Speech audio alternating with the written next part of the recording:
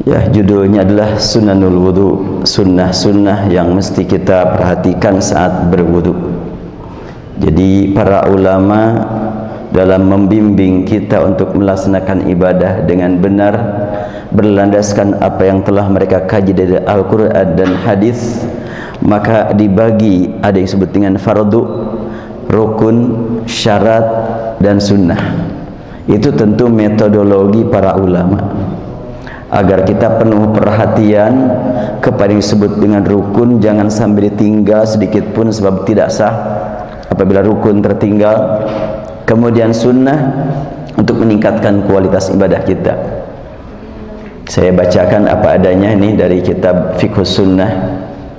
Sunanul wudu ay ma sabata an Rasulillah sallallahu alaihi wasallam min qaulin aw fi'lin min ghairi luzumin wala inkarin ala man tarakaha. Yang dimaksud dengan sunnah wudu adalah yang memang sudah jelas sekali dari praktek Rasulullah sallallahu alaihi wasallam dan juga dari anjuran Rasulullah secara lisan, namun tidak sampai ditetapkan wajib dan tidak juga dipandang tercela kalau orang meninggalkannya. Pertama, disunatkan wudu at-tasmiyah fi awwalihi, membaca basmalah sewaktu memulai berwudu. Walaupun dipandang lemah hadisnya, tapi banyak katanya. Di sini disebutkan warada fi tasmiyati lil wudu ahaditsu dha'ifah, lakin majmu'uha yaziduha quwwatan tadullu ala anna aslan. Banyak hadis tentang anjuran membaca basmalah untuk berwudu ini. Memang hadisnya tidak ada yang mencapai derajat kuat secara ilmu pengetahuan ulama hadis. Namun karena begitu banyaknya hadis berbicara tentang pentingnya baca basmalah untuk wudu, sehingga satu hadis dengan hadis yang lainnya saling mendukung, saling menguatkan. Dan yang dimaksud dengan hadis dhaif, boleh jadi benar-benar sabda Rasul, cuma ada salah satu orang dari rangkaian hadis itu yang dipandang kurang kuat. Jadi kalau umpamanya si A menerima hadis dari B, B dari C, C dari D, D dari E, terus sampai umpamanya Rasulullah, kemudian C ini dikenal pernah bohong sekali, maka hadis yang melalui jalur dia semuanya dianggap lemah. Atau pernah diketahui lupa terhadap sekian banyak hadis, maka semua hadis yang melalui jalur dia dianggap lemah. Atau pernah ditemukan berbuat dosa, maka dianggap semua hadis yang melalui jalur dia dianggap lemah. Itu makna hadis dhaif itu. Beda dengan hadis palsu. Oleh karena hadis ini banyak gitu yang lemah-lemah, menurut Said Sabiq bisa dijadikan pegangan karena anjuran baca bismillah untuk berwudu sama sekali tidak berseberangan dengan nas Al-Quran, tidak bertentangan dengan dalil-dalil yang kuat. Tapi kalau ditemukan ada hadis walaupun dikatakan kuat, tapi kalau berseberangan dengan Al-Quran, tentunya dipertanyakan kekuatan hadis tersebut. Nah, baca basmalah disebutkan merupakan yang dianjurkan. Dan disebutkan di sini wahya ba'da dzalika amrun hasanun fi nafsi wa masyru'un fil jumlah. Secara teksnya baca basmalah waktu wudu memang masalah yang terpuji, tetapi kalau secara keseluruhan dikatakan sebagai yang disyariatkan karena membaca nama Allah. Kedua, as-siwak wa yutlaqu 'ala al-'udi alladhi yustaqu bihi wa 'ala istiyaqi nafsihi. Bersiwak, ya, kalau sekarang umpamanya dianggap cukup dengan gosok gigi, silahkan saja. Itu merupakan tafsiran dari siwak. Apa yang maksud dengan siwak? Dalkul asnan bidzalikal 'udi, yaitu menggosok gigi dengan satu tongkat yang kita kenal apabila memang pulang umrah, pulang haji, atau orang yang ke sana bisa mengetahuinya. Au nahwihi min kulli khashinin tunadhifu bihil asnan, atau apapun lah yang bersifat kasar yang bisa membersihkan gigi. Kalau tidak menggunakan siwak yang khas diambil dari Timur Tengah, ya pakai kain juga nggak apa-apalah gitu. Makanya suka ada di kampung Ustad itu tidak bawa siwak, sorbannya digosokannya. Asal giginya bersih, tapi kalau giginya kotor, sorbannya jadi berubah baunya nanti, cukup bahaya juga ya. Wa khairu ma yustaku bihi 'udul araq alladhi yu'ta bihi minal Hijaz. Tapi yang paling utama, yang paling bagus adalah tongkat yang memang diberi nama al-araq. Itu yang diambilnya dari Hijaz, dari daerah Hijaz. Hijaz itu adalah kepulauan yang atau pulau yang di sebelah selatan Makkah Madinah, itu Hijaz. Li'anna min khawasi ayyushaddal lisah, sebab di antara keistimewaan siwak tadi ialah dapat menguatkan gusi. Jadi ada keistimewaannya siwak yang suka dipakai oleh orang-orang Arab di sana, itu dapat menguatkan gusi. Wa yuhawilu duna mardil asnan, dan juga bisa menyelamatkan atau bisa mengurangi rasa sakit di gigi, atau bisa menyembuhkan penyakit gigi. Wa yuqawwi alal hadmi, dan juga bisa memperkuat pencernaan makanan. Subhanallah, luar biasa, banyak sekali nih ya manfaatnya siwak itu. Dan sekarang sudah dibuat jadi pasta gigi siwak itu. Wa yadurrul baul, dan juga melancarkan air kencing lagi. Wa in kanatis sunnah tahsul bi kulli ma yuzilu safratal asnan wa yunadziful fam kal fursyah wa nahwiha. Dan paling penting untuk sunnahnya adalah, walaupun tadi ada alat khusus, tapi yang paling penting bagaimana bisa membersihkan gigi dan bisa membuat bicara atau membaca Al-Quran lebih fasih. Itu sangat bermakna. Jadi siwak ya. Hadisnya apa dalilnya? An Abi Hurairah radhiyallahu anhu anna Rasulullah sallallahu alaihi wasallam qala laula an asyqa ala ummati la amartuhum bis-siwaki 'inda kulli wudu'in. Hadis riwayat dari Baihaqi, dari Hakim dan Syafi'i dan Malik, menyatakan dari Abu Hurairah bahwa Rasulullah SAW bersabda, sekiranya tidak memberatkan, tidak khawatir memberatkan umatku, akan kuperintahkan semua umat untuk bersiwak setiap kali berwudu. Jadi sewaktu berwudu ya bersiwak, itu bukan cuma waktu sholat saja. Wa an Aisyah radhiyallahu anha anna Rasulullah sallallahu alaihi wasallam qala as-siwaku matharatun lil fam mardatun lirrabb. Rasul bersabda, kata Aisyah, siwak itu dapat mensucikan mulut dan juga dapat mengantarkan hamba menuju ridha Allah Subhanahu wa taala. Hadis riwayat Ahmad, Nasai dan Tirmizi. Wa huwa mustahabbun fi jamil awqat walakin fi khamsati awqat asyaddu istihbaban. Sebetulnya bersiwak itu sangat dianjurkan setiap saat, sering-sering bersiwak. Namun ada 5 waktu, 5 tempat, 5 kondisi yang lebih diperlukan, yang lebih ditegaskan, yaitu ketika wudhu, ketika sholat, baca Quran, kemudian bangun tidur, dan ketika terjadi perubahan di mulut, dianjurkan untuk bersiwak. Bagaimana orang yang saum? Wasaimu wal muftiru fi isti'mali awwalan nahar wa akhirahu sawa. Orang yang saum dan orang yang tidak saum tidak ada perbedaan, termasuk siang hari, di sore hari silahkan bersiwak. Ada yang mengatakan kalau sedang saum gosok gigi saja nggak boleh. Kenapa? Karena dipahami dari hadis, ini dipahami bukan kata hadis ya. Ada hadis menyebutkan la khalufu famis shaim atyabu indallahi min rihil misk. Perubahan bau mulut karena saum itu akan menjadi wangi di akhirat nanti, di hari kiamat nanti, lebih wangi daripada minyak misik.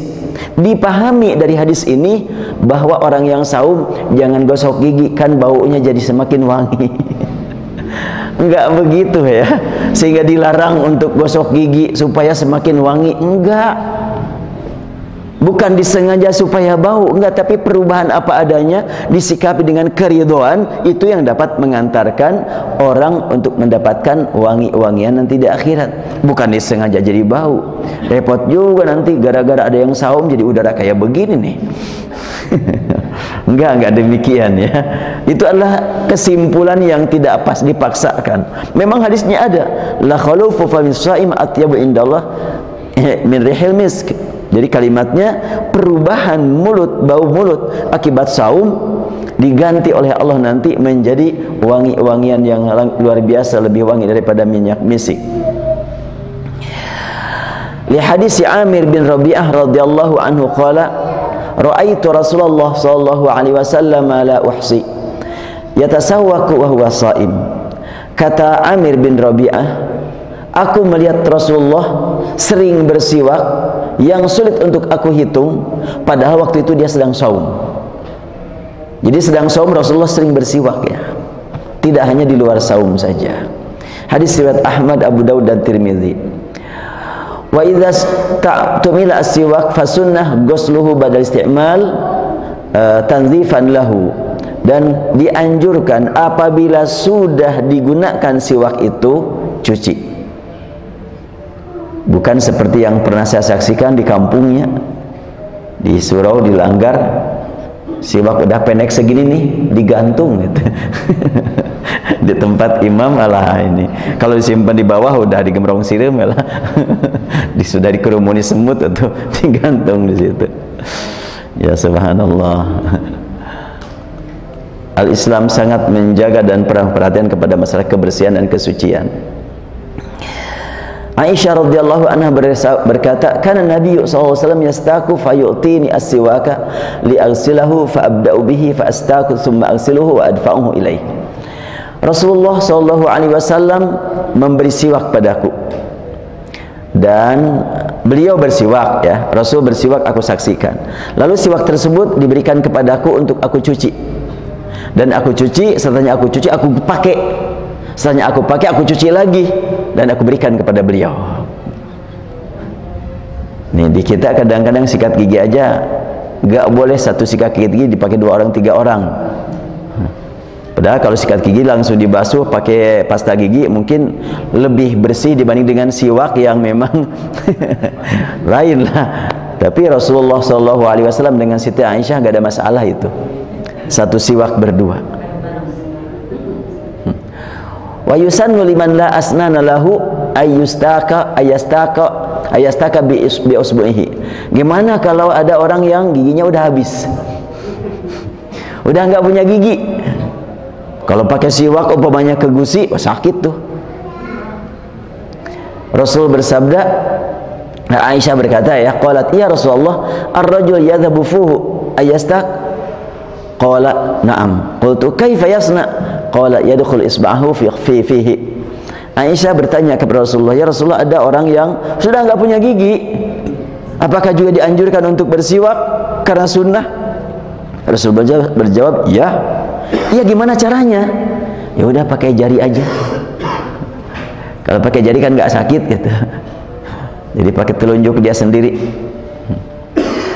Itu yang kedua ya, bersiwak untuk berwudu.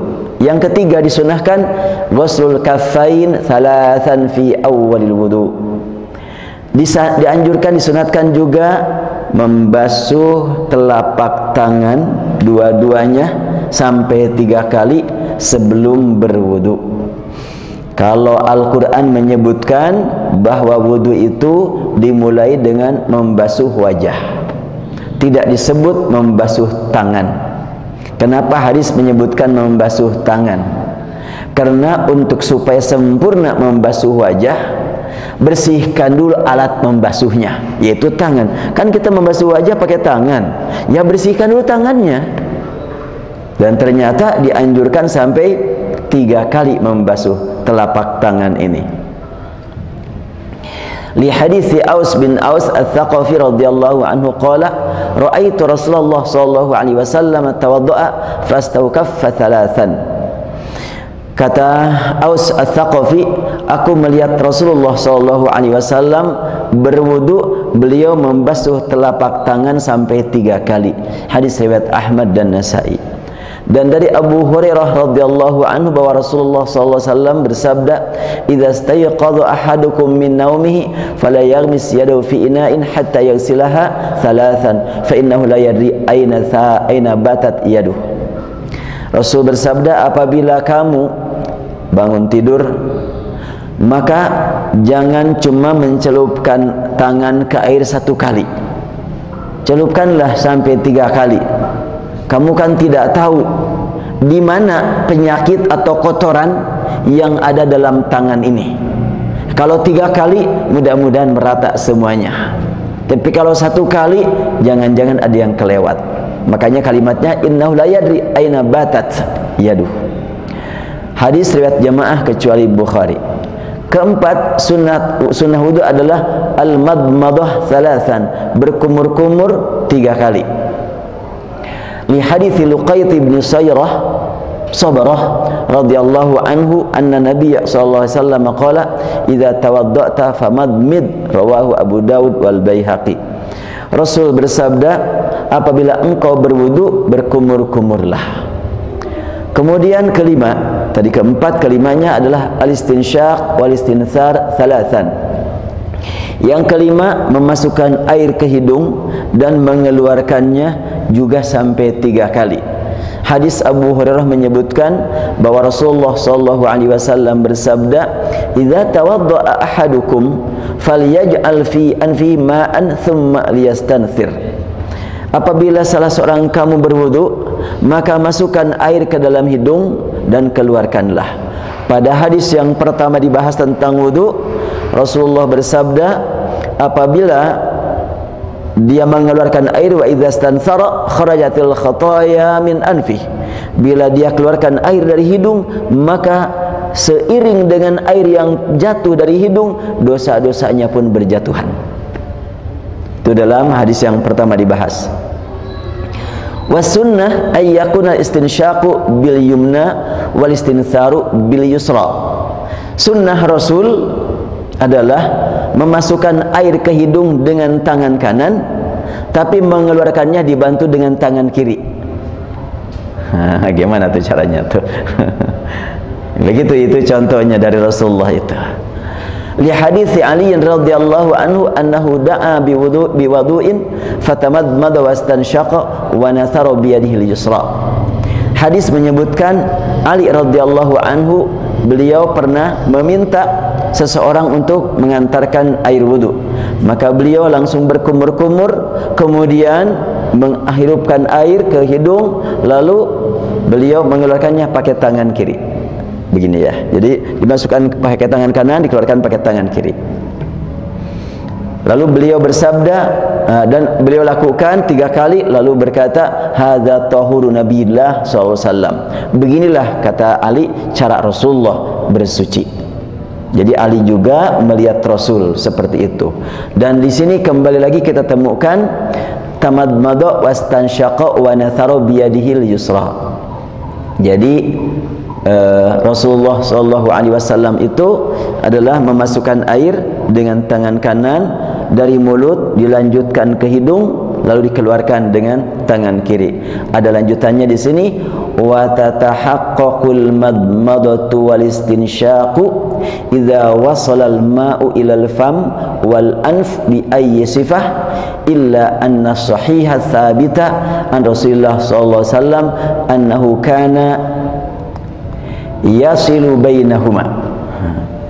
Sebetulnya praktik memasukkan air ke mulut itu mau dikredit boleh, mulut dulu baru nanti hidung boleh. Tetapi praktik Rasul enggak begitu. Praktik Rasul, ambilkan air dengan tangan, masukkan ke hidung, masukkan ke mulut, langsung ke hidung. Jadi yasil di situ, disatukan gitu ya. Dari 1 kali cidukan itu langsung ke mulut, langsung ke hidung. Kemudian dibantu tangan kiri untuk mengeluarkannya. Nah, di sini jelas sekali. Fa'an Abdullah bin Zaid anna Rasulullah sallallahu alaihi wasallam tamadmada wastanshaqa min kaffin wahid. Dari Abdullah bin Zaid bahwa Rasulullah sallallahu alaihi wasallam berkumur-kumur dan mengisap air ke hidung itu dengan 1 kali gerakan. Min kafin wahid, 1 kali cidukan itu. Fa fa'ala dzalika thalathan, beliau lakukan hal itu 3 kali. Ini sepertinya sederhana, tapi kita ingin mencapai sunnah Rasul secara fisik. Diharapkan kalau secara fisik kita memperhatikan sunnah Rasul, mudah-mudahan secara penjiwaannya juga meningkat.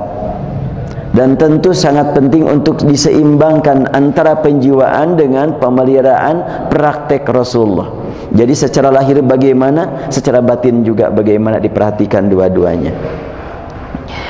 Wa fi riwayah tamadmada wastansara bi thalathi gharafatin. Dalam riwayat yang lain, berkumur-kumur dan menghirup air ke hidung itu dengan 3 kali pengambilan air. Padahal kan berarti kan 6 ya.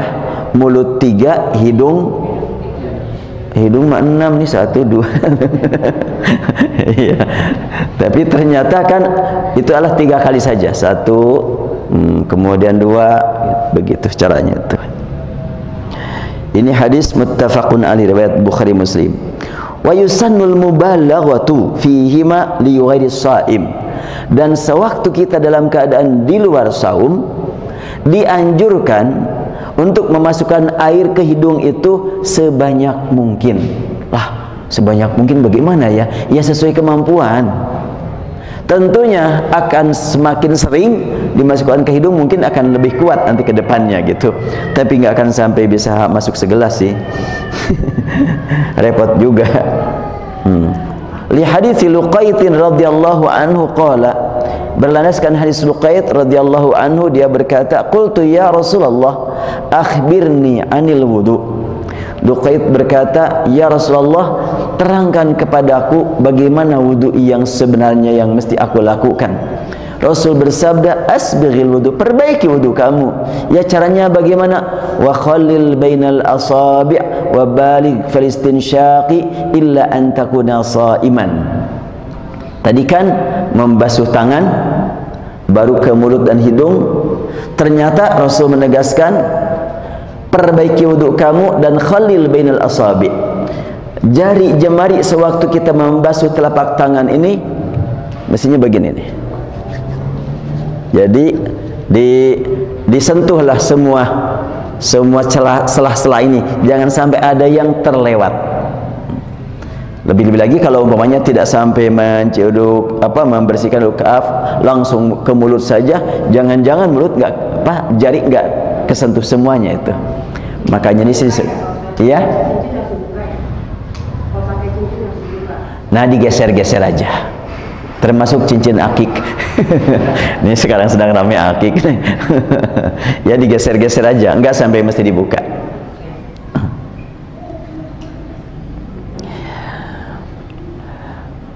Itu riwayat 5 ahli hadis kecuali Tirmidzi. Keenam, takhlilul lihyah.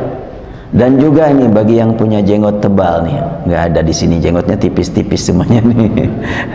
Nah, yang punya jenggot tebal juga sama seperti ke jari, jadi gini-gini lah gitu. Bagi yang tipis malah nggak perlunya, apalagi jenggot saya bisa dihitung. Nah, di sini ada kalimat takhlilul lihyah, jadi jenggot itu sampai di kayak jari lagi lah gitu ya. Nabi SAW kana yukhallilu lihyatahu, karena Rasulullah suka begitu, jadi jenggotnya panjang lalu dibersihkan semuanya sampai terkena air semuanya jenggotnya itu. Jadi tidak hanya kalau pemanya mungkin tidak dipegang-pegang, mungkin cuma luarnya saja itu karena basah, yang dalamnya enggak. Gimana? Waktu jenggot, ya waktu mencuci bajah. Iya.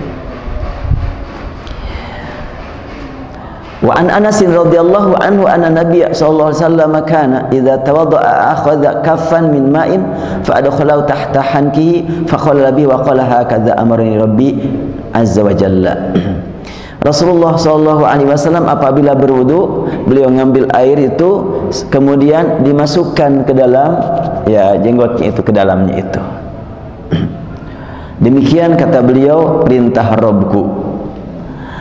Kemudian takhlilul asabi' li hadis Ibnu Abbas radhiyallahu anhuma anna Nabiy sallallahu alaihi wasallam qala idza tawadda'ta fa khallil asabi'a yadayka wa rijlaika. Rasul bersabda bahwa yang mesti disentuh sela-sela jari ini bukan cuma jari tangan saja, tapi juga jari kaki. Ya, semuanya jari. Kalimatnya asabi' yadaik wa rijlaik. Hadis riwayat Ahmad, Tirmidzi dan Ibnu Majah. Dan kata Al-Mastur bin Shaddad radhiyallahu anhu qala ra'aitu Rasulullah sallallahu alaihi wasallam yukhallilu asabi' rijlaihi bi khinsirihi. Rasulullah sallallahu alaihi wasallam aku lihat sewaktu berwudu saat membasuh kaki, beliau memasukkan jarinya ke sela-sela jari kaki itu dengan kelingking. Nah, ini. Jadi begini nih. Langsung sampai akhir. Jadi pakai kelingkingnya itu caranya. Kalimat ini jelas sekali sebutkan bi khinsirihi.